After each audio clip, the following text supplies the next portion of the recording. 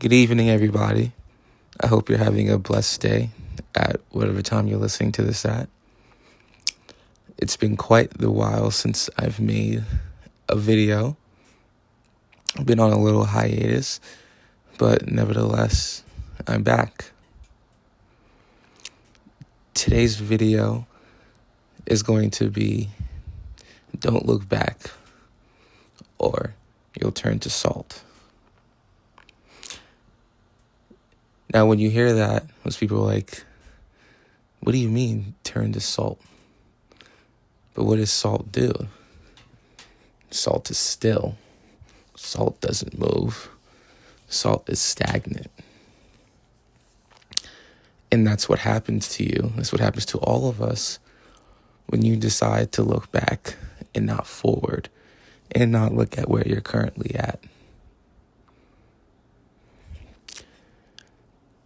A lot of people like to look back at their past. Well, not even like, a lot of people love to look back at their past. But why is that? The past can be nostalgic. The past can feel good. Or in most cases, it's regret. You're looking at what you did, wishing you did something else. And that's a waste. It's a waste of time, and it's a waste of energy.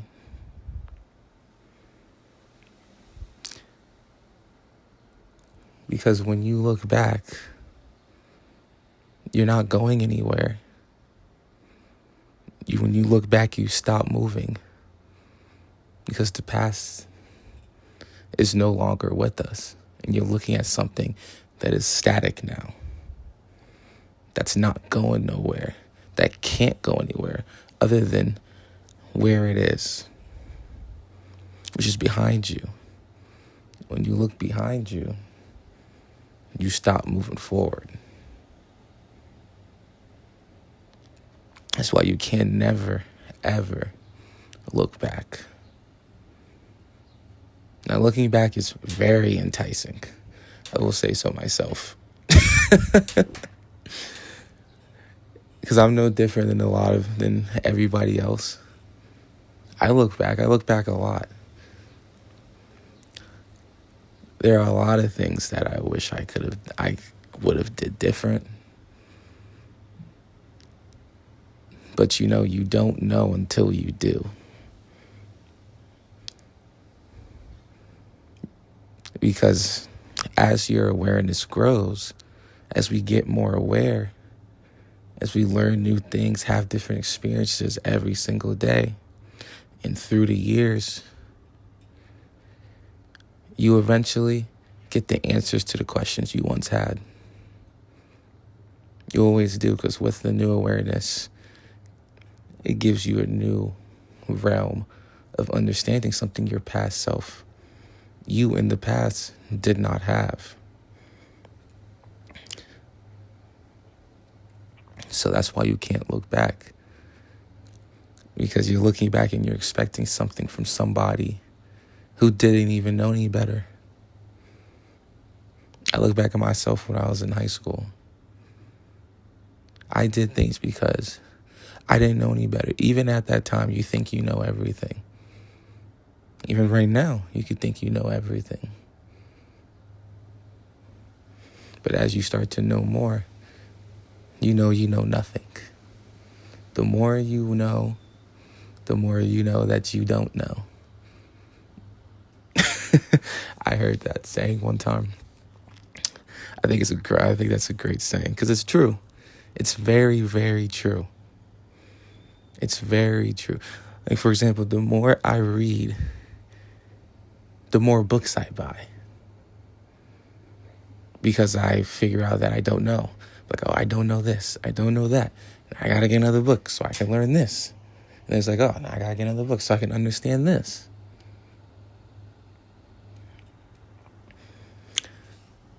But it's key not to look back. It's key not to look back. When you look back, you will turn to salt. You will turn to stone. You turn into a stone statue because you're not going nowhere. Because you can't actually go back there. And another thing to that too, when you do look back, it's best to give yourself grace because, like I said previously, you don't know no better. You didn't know any better, I should say. You didn't know any better. And the last thing your past self needs is harsh judgment from who you currently are. Because if you don't accept who you were, then that means you don't truly accept who you are right now. Because the person you are right now, standing, breathing, looking, eating, walking, you would not be that person if you weren't who you used to be. If you weren't that past person who made that one mistake, who made that 2 mistakes, those 3 mistakes, those 500 mistakes. You got to think about it. Those 500 mistakes all put together rose up and created who you are right now.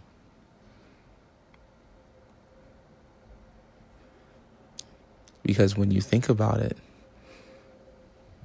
you use the ashes of your former self to burn yourself anew, to create a new version of yourself. Like the phoenix. From the ashes, a new phoenix is born. Different than the last, but the same at the same time. Just like you, just like me. I'm still the same person I was 4 years ago, but then at the same time, I'm not. I'm completely different.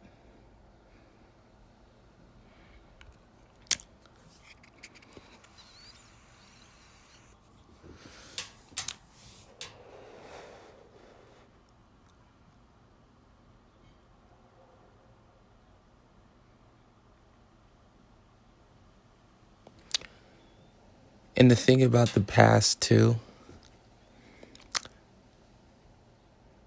it's so enticing. It's so enticing to look back and look at what you did, criticize yourself, and question why you did it. When you know exactly why you made the decisions you did. You know why you did that. You know why you left that job. You know why you didn't listen to that person in the relationship when you thought you were always right.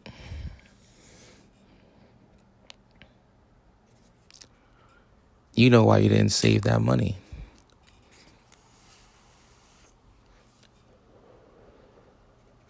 You always know. But you just got to ask yourself. You ask yourself the questions. You will get the answers. But in most cases, it's never the answers we truly would like to hear. Because I ask myself a bunch of questions. And a lot of the answers I give back to myself, I don't necessarily like. But they're true. Because the truth doesn't care about your feelings. The truth cares about the truth.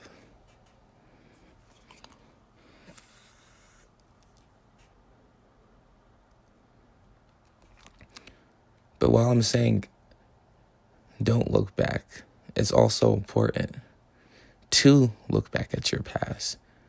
Because when you look back at your past, it allows you to understand yourself more deeply. It allows you to perform introspection, to think about what you did, figure out why you did it.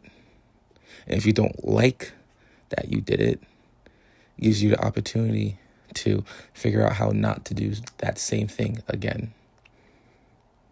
Because while the past will keep you still, it'll also set you free if you utilize it in the right way.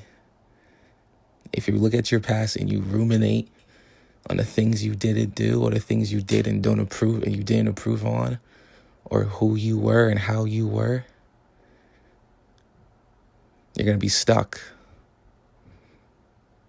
You're going to be stuck.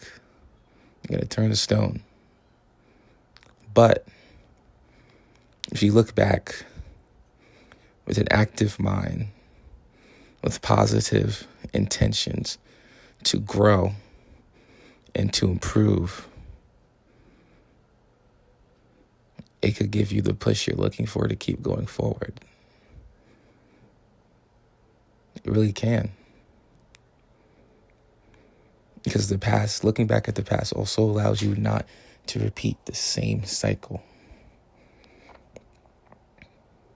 And it allows you to notice cycles so you don't repeat them, I should say.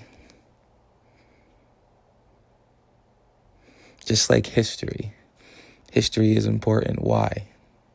History is important so we, as a civilization, as a race, do not do the same things that caused any form of collapse, major collapse, that our ancestors did. Which is a problem with our current civilization today, more specifically Western civilization.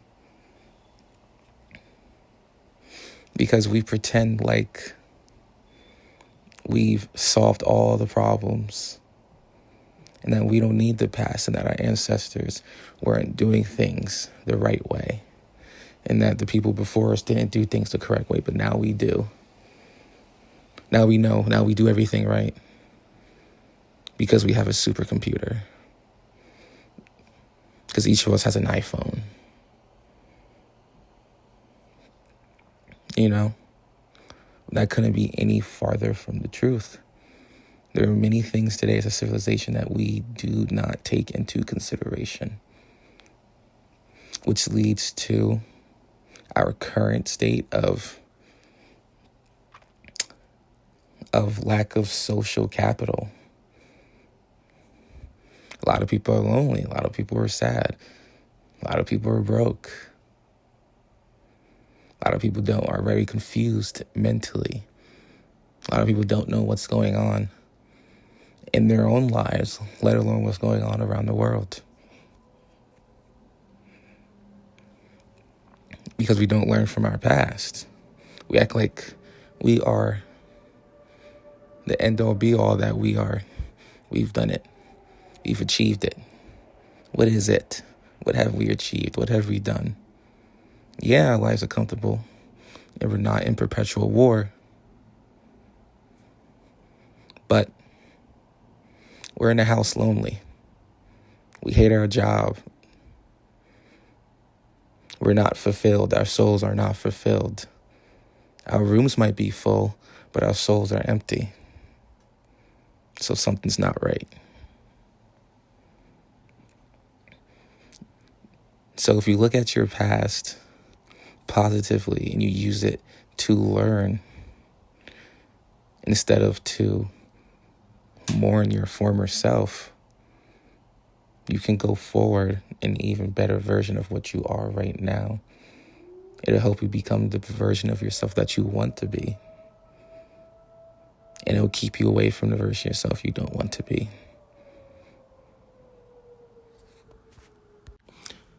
The past is like the store you know you can't go inside of, because if you go in there, you're going to be in there all day. Look from the outside. Take as much time as you want to do window shopping, actually window shopping from outside the store, because it'll be much shorter than it would be if you went inside. That's the past. Don't ruminate in there, because you'll go nowhere. You'll be there all day long. Look at it for what it is. Take it for what it is. And what it definitely is is not a chance for you to judge yourself. We have so many things that happen to us in our entire lives. Most things we have control over. Some things we have no control over.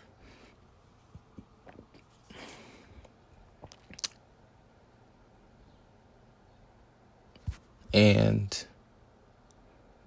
it's better. And the last person who you need judging yourself critically is you. Because that's the same person you need to move forward, is yourself. That's the person who needs the most grace from you, who needs the most compassion from you, is you. So it's important to always remember that when you look back. Don't judge. Don't criticize, because remember, that's you. If there's anyone out there, who else would you have empathy for, if not your past self who didn't know what you know now?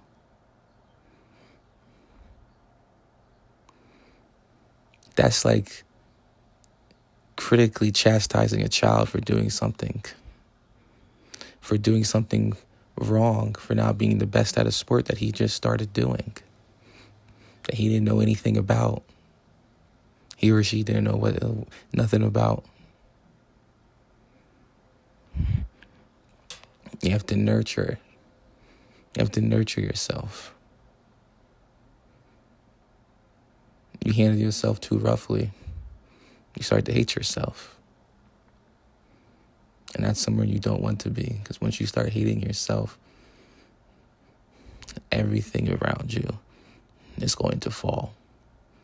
No matter what's going on, it will fall. It's only inevitable if you ever get to a point of hating yourself, because you are the pillar that keeps everything in your life up. Not anybody else. For your life, your individual life, you are the pillar that keeps the building standing. So you have to show yourself some grace. And when you do that, it allows you to accept who you were. Now that's self-love. Accepting who you were so you can accept who you are. Not acknowledging your past self, it's like trying to be a tree with no roots. You're not going to grow. You're not going to go anywhere. You may think you're going places, but you're actually still in the same spot. No matter where you are, if you don't really have acceptance for who you were, you don't truly accept who you are. You're only being that person in denial of your former self. And that's not being true to yourself. Most people treat their past like it's Medusa, which is why they turn to stone, why they turn to a salt statue. They look in the eyes and they stand still and they freeze. But if you utilize your past in the correct way, it can be one of your best friends and greatest teachers. As long as you make sure you look at it positively. A positive outlook on anything will make the biggest of differences. And your past goes along just with that. Look at it as a learning experience. Look at it as you. Because it is you.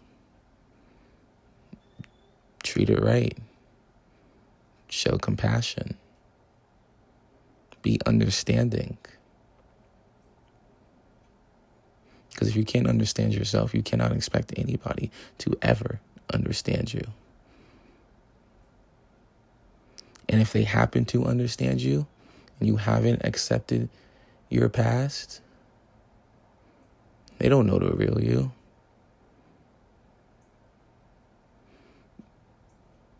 They have no idea who you are until you fully accept yourself. Then you'll be able to show who you actually are.